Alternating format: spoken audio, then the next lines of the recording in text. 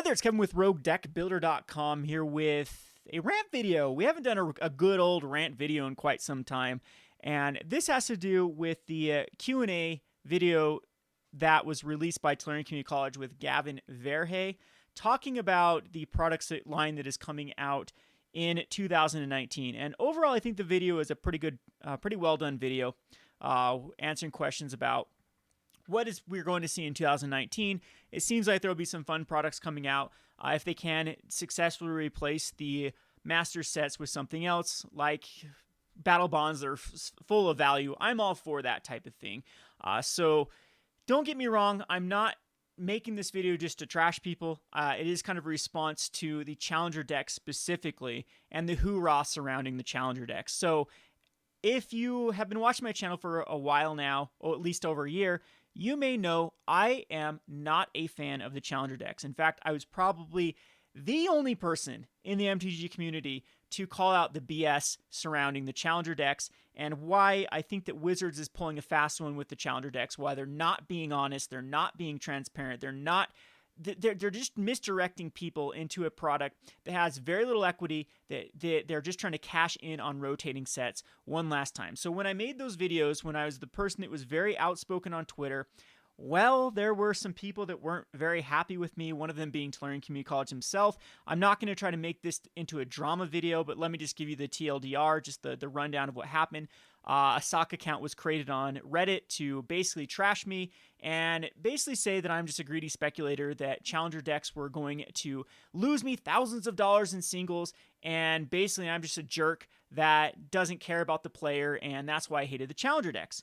When in reality, the reason I don't like the challenger decks is the dishonesty and, like I said, the misdirection of Wizards, where they're saying this is a product that is supposed to affect standards, supposed to help, people get into the standard format, when this is just a money grab, plain and simple, and I'm going to prove it here. And we're also going to predict the challenger decks that are going to come out in the next phase. So we got some information from Gavin that these are about a 4 to 5 month out product when they start looking at deck lists and the finished product. So one of my criticisms for challenger decks was there wasn't enough rotating equity in them, that they were going to get stuck on the shelves, and there also wasn't enough time period for when these were released for how much play they were able to get. And I don't know how Standard's going to be in April. We can't really predict if it's going to be stale, but this particular one was insanely stale by the time April ran around. Some of these decks were already obsolete, like the Vehicle Rush and the Counter Surge decks weren't seeing a lot of play in the meta. In fact, when these decks were created, they actually didn't hit the top deck. So when I've been scouring through the list, it looks like Vehicles was the number 2 deck, and at the time, Energy was the number 1 deck. And then the Hazard Aggro kind of took over the vehicle slot as time went on, and they kind of even got lucky with, I guess that'd be the 1-2 punch, would be Energy, Vehicles, and Aggro. The Counter Surge deck there was no green-black list. It was all Sultai at the time. It was mainly had been turned into a god deck, the Scarab God. And Second Sun controls, the majority of them had already switched over to Esper, but you still did have some Second Sun controls. So all of these, these came out when Ixalan was out, and unfortunately Ixalan didn't impact the meta very much, that you can give Wizards a pass that, hey, maybe there just wasn't enough equity from these sets to pull to actually make interesting decks going forward. So that's why they use Kaladesh and Amonkhet. Well, that's not quite right, because I'll prove it here. Also, it seems that they used $100, and that was their $85 to $100 is how much money, secondary market value, they put in these decks. Now, Wizards will refuse to acknowledge the secondary market. In fact, one of their on Gavin Verhey's, it was very interesting the words that he used in that interview, where he didn't talk about, he said why they don't just print a modern deck as a challenger deck, because they don't want to tick off people that have spent a lot of energy and time trading for their deck. So he specifically said the word trading because he did not want to acknowledge the secondary market. I mean, there must be some sort of legal ramifications if Wizards does acknowledge that their product has a value past being cracked as a product. So that's why he used the keywords modern players trading for their cards and all the time and energy it took in to get their modern decks. They just didn't want to print a deck and then have all that time and energy be obsolete. Again, with the real wording there was they didn't want to take people's wallets off that they spent a lot of money, because how are they going to sell products in the future if there is no secondary market? It's a tightrope for Wizards to walk, being able to hold equity for later on for master sets and reprints down the road. They figured out that yes, standard is their breadwinner. It's if they can do good standards, that's where they're going to make the majority of their money. But these secondary market acknowledgement products like the master sets are really where they make bank, and they cannot do that if they kill their equity. And Challenger decks is a great example of how they are acknowledging that without acknowledging that. So they gave a misdirected product of decks that did function, and I'm going to actually show you that these were pretty terrible with where you could go with even the $100 budget to make them even more like more bang for their buck, and they definitely preserved both modern equity and rotation equity in these decks. So let's just go down for an overview for the Hazard Aggro. So this is the product they came out with Hazard Aggro. At the time, it did have $100 worth of value, because we did have I believe it was a $25 Chandra, and I believe it was a $20 Hazaret. And things like the Beaumont Couriers were around $1, if I remember correctly, or $2. Same thing with Soulscar Mage, and I believe even Harsh Mentor had some value, and the Karizevs had some value. So if you added all of the value of this deck when it came out, it was about $100 was the price tag. And you can see kind of the list here that they must have already acknowledged that the Ramming Up Ruins and the Rampaging Frostodon was going to be banned. So this still was pre-ban of the energy and Ramming Up decks. However, they must have known they were going to ban it clear back then, and we're just waiting to see, and didn't include those cards in the deck list. If you actually look at the deck list that existed in the time period, most of the deck list were running a full package of Hazarets. This one was a full package of Glorybringer, and there was a lot of Earthshaker, Kenra, Beaumont Courier, Soulscar. So there definitely was some other lists that did run on Crop Crasher and Soulscar Mage, Beaumont Courier. This one I think is more of where along the lines of where they got the inspiration from. We had Chandra in the sideboard. We had this kind of package of Lightning Strikes, Shocks, and Abrades. But you can see that the deck was really, really focused on Hazaret, and this is where they absolutely acknowledged the secondary market when you go back over here and see what they did with the Vehicles deck. So the Vehicles deck was already starting to fall out of favor, and the Heart of Kren was already very low at the time. I believe that Heart of Kren was only between $4.50, so it was like $5 and $6 when this deck was released. And so the Heart of Kren was only really, I think maybe it was like, $6. I think it was giving about $25 worth of value to this deck. And the other cards that were included in this deck, we had like the $1, $2 Beaumont Couriers. Toolcraft was already not worth anything. We had about a $2.50 Scrap Each Scrounger, and the rest of these cards were not worth anything. In fact, we hadn't seen a DePaul list in quite some time for these Vehicle Rush. Where the value definitely was in this particular deck was in the mana base, and this is also where there were some kind of awkward choices for Wizards to use, like the Unclaimed Territory over going more in the Inspiring Vantages and the Concealed Courtyards, and we'll talk about that in a second. So in reality, what a Mardu Vehicles deck looked like at this time was a 4 of Hazaret. Hazaret was the vehicle list. This was all about Hazaret, and interesting enough, this was all about Fatal Push. Wasn't really heavy into the Unlicensed Disintegration at this time period, and we had the Heart of Kran and the Aether Sphere Harvester, and that's where the 1-2 punch package was Hazaret could actually crew the Heart of Kran when it came out, and then when you emptied your hand, had a 5/4, and then you could crew the Heart of Kran via other targets, Toolcraft Exemplar, Scrappy Scrounger. This was your typical list. If you look at the mana base, it was a full package of Inspiring Vantages and the Concealed Courtyards, and lower on the rest of these cards. Here's another example from the time period where this one was another Toolcraft deck, a 4 of Hazaret, and a 3 of Fatal Push. So we're starting to see what cards were played in a high sequence, but unfortunately some of these cards actually had value in other formats. Looking at you, Fatal Push. We'll talk about that in a second. So then we'll look over to the Second Sun Control. Second Sun Control had some very interesting choices. Kefnet? That's a mythic. So if all cards are created equal, there is no secondary market. Why Kefnet over a card called Torrential Gearhulk that actually did see a lot more play in this deck? We look down here too, and we see just a 1 of Settle the Wreckage from the value that you could get. A lot of these decks did run way more Settle the Wreckages, and there is one big missing piece here in the enchantments that we're going to look at here in a second. Also, if you look at the mana base, there is Irrigated Farmlands, but no Drowned Catacombs. Those were done on purpose. Drowned Catacombs wasn't an expensive card at this time period. It was one of those cards that Standard was really inexpensive at the time period because no one was playing it. So a card that came out of Ixalan, Drowned Catacomb, that saw play in one deck, didn't have a very high price tag at the time period. So if we actually go over here and look at the white-blue Approach the Second Sun, most of these decks had Torrential Gearhooks in the main and in the sideboard. There seemed to have high quantities of Settle the Wreckage, and almost every one of these decks ran the Search for Azcanta. I did find a list that did not run Search for Azcanta. This was the one and only list that did not run Search for Azcanta, and I think they used this one as the go-to de facto deck that they ran. If you actually look at the numbers, it's very, very similar, and this one just seemed that this person was skimming on the budget. But Glacial Fortresses as a 4 of in the deck. 4 of in every one of these. Irrigated Farmlands, yes, there was a 4 of. Glacial Fortress, yes, there was a 4 of. But if all cards are created equal for their rarity, why 4 of one and none of the other? Back to the last one was this Counter Surge. I could not find a green-black list to save my life at this time period.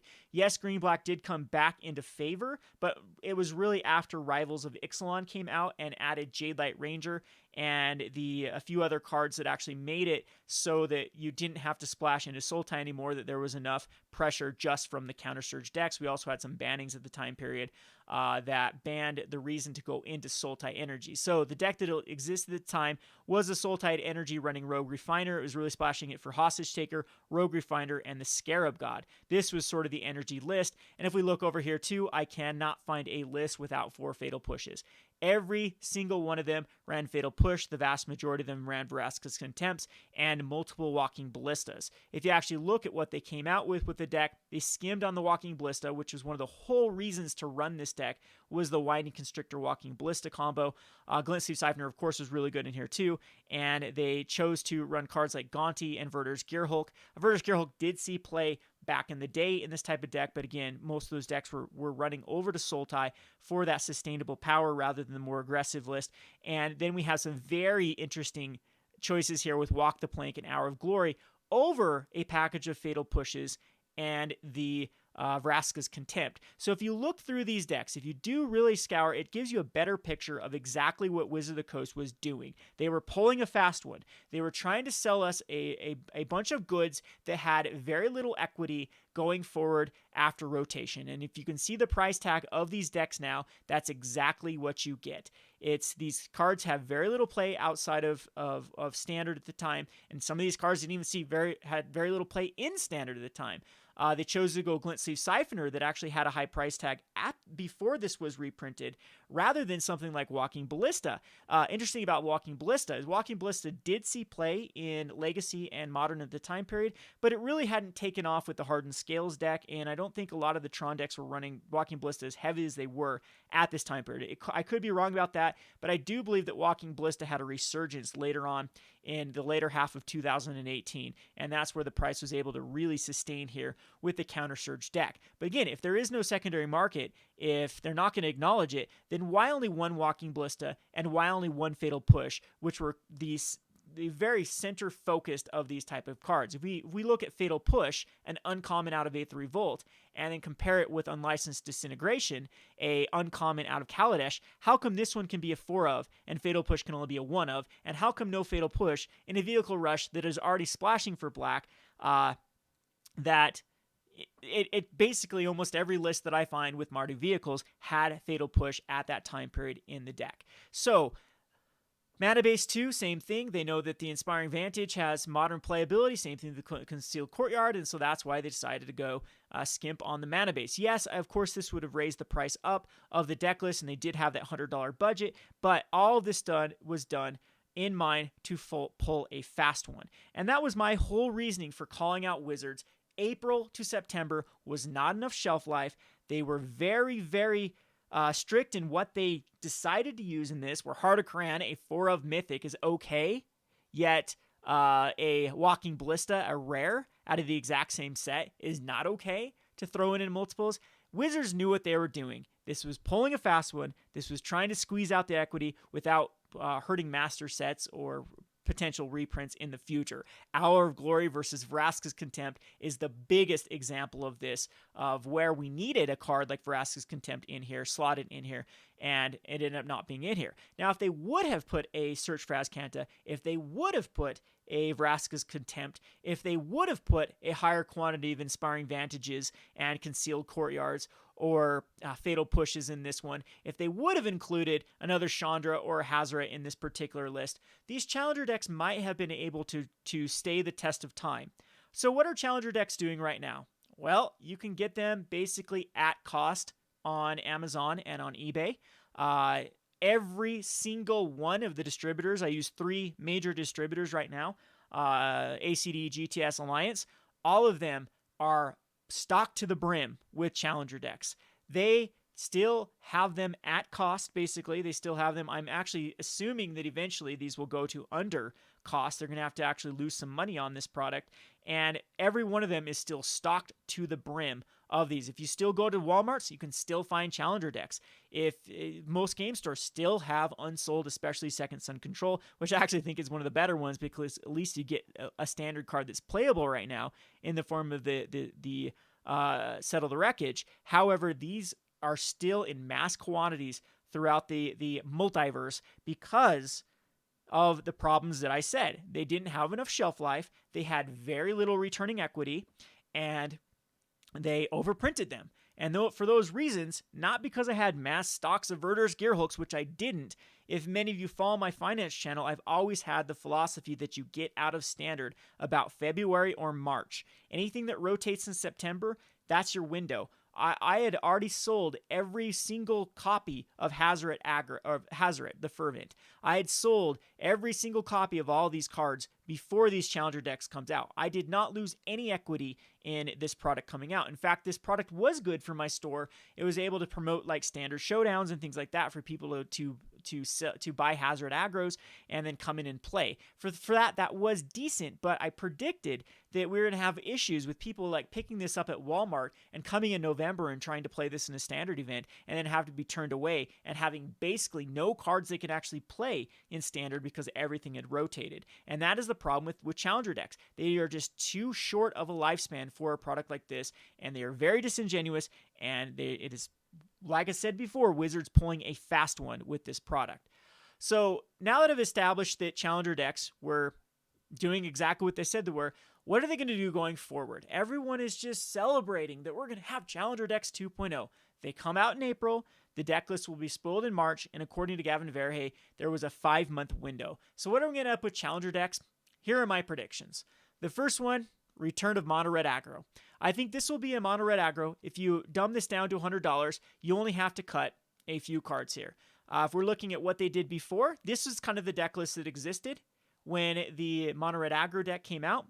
I think that they're going to give you the Rekindling Phoenixes. I think they're going to give you the Goblin Chain Whirlers and the Vioshino Pyromancers, and they get you Lava Runners and the Fanatical Firebrand. What I think they're going to cut from this is the Runaway Steamkin. What I think they're going to cut from this is the Experimental Frenzies and the Risk Factors. So the deck that you're going to get is going to be some amount of maybe one Experimental Frenzy, maybe one Runaway Steamkin, and they're going to try to find replacement cards here for the cards in this Guilds of Ravnica cards. So you could get a Treasure Map, you could get a Karn. In fact, there might actually even be a Karn in this particular one. What you're not going to get is a full package of Experimental Frenzies, which this deck was running. You're not going to get a full package of Runaway Steamkins, which this deck was running. You're not going to get a full package of the Risk Factors. If we also look at some of these decks at the same time period, let's scroll way down here. Let's look at this one from December. This is also part of the time period. Same thing. You're not going to get the Runaway Steamkins. You're not going to get the Risk Factors. You're not going to get the Experimental Frenzies. It's going to be mostly of this rotating for cards because they don't want this deck to take away any equity from the Return to Ravnica. Next one, we do know that the Johnny's Pridemate is going to be in a Challenger deck. So that's the one confirmed card we have. Same thing with this one. This one is going to be chosen specifically because it doesn't have any equity. to be lost. So I think they're going to give you a full package, probably 3 of Legion's Landing. They might give you a full package of History Benalia, and everyone's going to act like this was such a great thing. Unfortunately, though, History Benalia does not. This is the Heart of Cran of the Challenger decks. History Benalia does not see any modern play, and therefore its equity is all tied to Standard. It is already on a free fall, which makes me think that vendors are on the same page as me. They're getting rid of History Benalia, even though it still is one of the most played cards in Standard. It had some pretty good week 1 results. It's still Boros and White Weenie are still a very viable deck. It's going to be a matter of time before Black-White Knights and Black-White Vampires could pick up History Benalia and call it good in a right meta. And I do expect History Benalia to still stay strong during its Standard season. By the time this comes out in April, though, it's long gone equity. I do think they will give the Conclave Tribunals as a 3 of. I basically think that this will be the deck that comes out. They might cut the Venerated Loxodons because, once again, why would they take away from their equity? But this deck was chosen specifically over the Boros one because it doesn't have any equity to lose post-rotation. So Ajani, I think, will be in this list. You'll get your little Mythic Planeswalkers, you'll get your History Benalias in some sort of number. Maybe Ajani won't be in this because they have enough equity just to throw the History Benalias in the deck and make it sell and call it good. Won't hurt their equity. This deck won't last very long. April to September will be playable. Who even knows if it will be viable at that time period? And it'll be a fail of a product once again. If we go over into the other one, I think another one will be the Golgari midrange. I don't think we're going to see, this will be the tempo deck of choice. I don't think we're going to see a control deck personally. I think Golgari midrange will be another one of choice, and I think this is going to be the list that they're going to choose from. It's going to be the Wildgrowth Walker list. It's going to have a Vivian Reed in it. It's going to have a Carnage Tyrant in it. It's going to probably not have the Midnight Reapers, or if it does, have a 1 of. And it can give you the Golgari Fine Brokers, and they do not have to even touch their equity again. I do not believe there will be an Assassin's Trophy. I do not believe there will be any Overgrown Tombs in here. And it will just be some sort of woodland cemetery with the Foul Orchard, and they're going to call it good there, and they can just basically not take any equity away from Return to Ravnica. If you actually look at other lists, this Golgari midrange oftentimes did have a lot of equity from Return to Ravnica in it. However, this particular list that I found, it's all rotating cards, which they have no problem giving you multiples. Jadelight Ranger will be in here, Carnage Tyrant, and they have to dumb this down. They're going to have to skim some money down to make this around the $100 mark. Therefore, I think, of course, Assassin Trophy out, Overgrown Tomb out. There's $30 right there. They can cut down to 1 Carnage Tyrant, 1 with Vivian Reed. They can take out the Midnight Reapers. They can just give you all these uncommons and commons, and even probably cut out the Fine Finality and put some dumbed down version to even cut some more of the money down from this particular deck list. Last, I think we're going to see the Is It Drakes. Is It Drakes will not have Arclight Phoenix. It's going to be Crackling Drake, it's going to be Enigma Drake, it's going to be Goblin Electromancer, and it's going to basically be the rest of these cards. You might get 1 Arclight. No, I don't think they're going to have multiple Arclight Phoenixes. It's just too expensive at the time period. It was, I think, actually not expensive when this, it did. This is when it did really go crazy. And they might even skim on cards like Lava Coil, put 1 in. And there will be a lot of cards from Guilds of Ravnica in this particular set. But what I think why they're going to choose this one is it's not a very expensive deck to put together. If you throw the Arclight Phoenixes out, throw Enigma Drakes in here, and just maybe even throw 1 Niv-Mizzet the Perun, but I don't think Ral's going to be in here. And I think basically that's where they're going to cut the equity is right here. The Steam Vents, the Rals, and I don't even think that Sulfur Falls may be even in this list. If you just cut it out, actually I do think, because if you cut out most of this equity, that's where it's going to come from. It's going to look good on paper, but this is the one that's going to get crashed the most. I highly, highly doubt we're going to find any sort of Teferi deck here. Teferi is really weird because at the time period it was either going into Esper and into Jeskai, and in fact Teferi was kind of the splash in both of those. It was heavy on the black Teferi splash and heavy on the Jeskai, and had a lot of cards from Return to Ravnica. Now that's a thing they could have easily chosen, was a Teferi deck, and maybe even a Teferi Crackling Drake, but the problem with that is there's a lot of Deafening Clarions, there's a lot of expansions to Explosions, there's a lot of equity from Return to Ravnica, and I highly, highly doubt the Wizards is going to touch that. So again, TLDR of this video is that is the reason why I called out the challenger decks. It wasn't because I had some hidden stockpile of cards that were rotating and I was salty that they were getting reprinted. It's that I saw through the BS that was trying to be pulled on us. I saw through exactly what they were trying to do. They were trying to appeal to our sense of them being generous, while actually not being generous whatsoever because of not touching equity. How are challenger decks? What will change my mind with challenger decks is they don't choose these. They don't choose, but we already know they're choosing the White Weenie. But maybe they go over to Boros and they give us some Steam Vents or some Sacred Foundries. These products need to have something in them for you to purchase that they can actually be used and even broken down for value for the next set. If they really do care about lowering the price of entry to standard and giving people decks they can play with, maybe they should give decks that people can play with for more than a couple weeks at best. Before standard's already so stale by the time May, June, July, August roll around. People, it's out of sight, out of mind at that time period. I mean, the numbers don't even lie with standard attendance and Grand Prix usually being quite duds at that time period. That is exactly what was going on during this time period. In fact, if you just come here and scroll through what decks were actually seeing play during the time they built challenger decks, I mean, this was basically an energy. Energy had just taken over at this time period. This is still where they're cherry picking data. They're only giving you 5 lists, and one couldn't be similar. They try to find the most similar list to run, and so you're going to get a misrepresentation of the meta. But if you come back here and actually look at the tournament results, the Star City Opens, it was over 50% Teamer Energy. It was all Teamer Energy. Where the decks are being run. They didn't choose Teamer Energy because it was too expensive to try to, bring down into the price point that made sense for a challenger deck. And, they also didn't want to hit any sort of equity that could be had for modern or standard in the future. So that's kind of my little rant about the challenger decks. That's why I don't like them. They're good for my store. I sell them. We sold 3 cases, or we got 3 cases of them that sold out quite easily. I think all I have left is 3 Second Sun control decks out of those, because those were pretty poor selling. It did actually get some people to buy those to play in tournaments that day. And I think the people that ran the Hazarets and the vehicles did reasonably well in those standard showdowns. And it also did, a lot of these people did end up cracking Hazarets just for the Hazaret the Fervent, which made that they were missing some pieces. It made it so that Chandra and the Hazaret were more accessible. But it doesn't take away the fact that these are still, this product is still everywhere to be had. There's very little value. You can't buy the challenger decks and actually get your value at cost.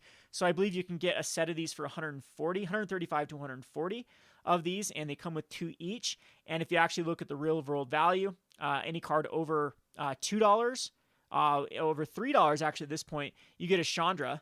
Hazaret's not even really worth your money at this point, gone all the way down to $3.82. So you have a Chandra, so you're making $22 back there. You get, what do you get here? Maybe an Inspiring Vantage and a Concealed Courtyard, and a Dragon Skull Summit that you can sort of call as value. So you get, let's see, 6 plus 5, 11. You get about, this one's actually one of the better ones. You get about $19 worth of value in the 2 vehicle rushes, and the Second Sun Control, you get a whopping 2 Settler Wreckages, so a $12 value there. I guess you could put the Field of Ruins in as well, so maybe $20 worth of value in the Second Sun Control. And in the Counter Surge deck, you get 2 Walking Ballistas, which is $30, and maybe a Fatal Push. That's, of course, your best bang is about $38. So the only one that you break even on at cost is going to be the Counter Surges, and you'll lose a little bit out on the rest of the decks. So that's my beef with the challenger decks. Feel free to disagree with them, but I'm thinking the Wizards could have done a better job and not pulled a fast one. If they really did care about the player base, if they really did care about their standard scene, if they really did care about anything but milking players, they would have included the search for Azcantas. They would have included the Fatal Pushes and the Walking Ballistas in higher quantities. But no, Partocran instead. They would have included some rotation equity in the either modern staples like the Fatal Push or the rotating cards, like going in higher numbers of Dragon Skull Summits or Glacial Fortress over this ridiculous, where is it? The Irrigated Farmland. Oh, come on. 4 irrigated farmlands, but can't touch that beautiful Glacial Fortress, which was in literally a 4 of in every one of these decks. There you have it. That's my rant. Again, not trying to throw shade at Gavin or Tolarian Community College. I don't want to start drama there right now with that. It's all water on the bridge at this point. But I am going to defend myself for my reasoning. I don't like Challenger decks 2018. I'm probably not going to like Challenger decks 2019 because they're going to do the exact same BS and pull a fast one on us by giving us no returning equity. Kevin with Rogue Deck Builder, thanks for watching.